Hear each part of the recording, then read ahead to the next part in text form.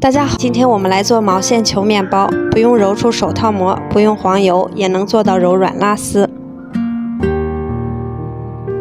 先来制作一个老面，就是35克的水中加入50克高筋面粉，加入0.5克酵母，给它大致的揉成团。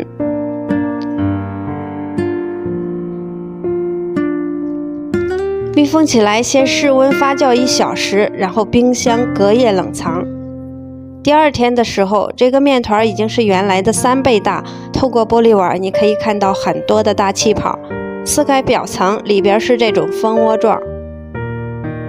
老面的加入可以让你的面包更柔软，延缓面筋衰老。冷藏过的老面还可以有效控制面温。把老面和配方中的所有食材都放入揉面桶内。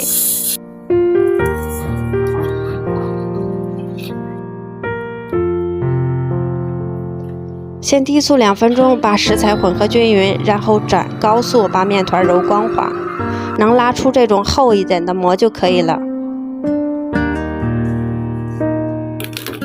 密封起来，发酵至2倍大。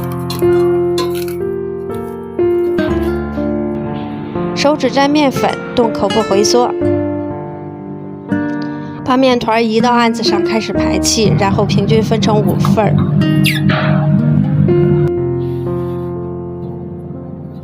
取一个面团，先搓出光面，然后再整圆。盖起来醒面15分钟。15分钟后找到第一个面团，按扁。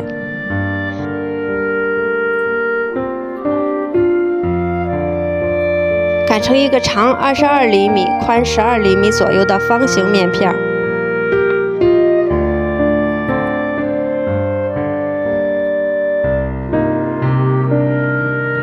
把2/3的面片用刮刀切成3到4毫米宽的细条，放上2条豆沙馅或者你喜欢的果干、蜜豆。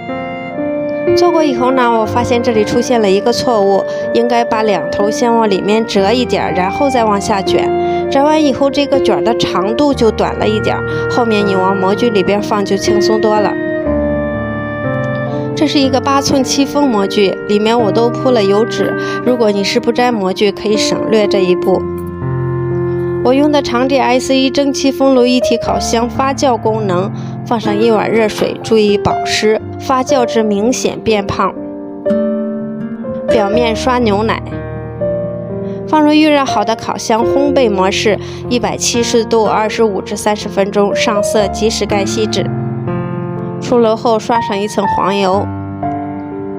使用老面法，面包异常柔软，不用揉出手套膜，也有拉丝效果。我是温暖，欢迎评论区交作业哦。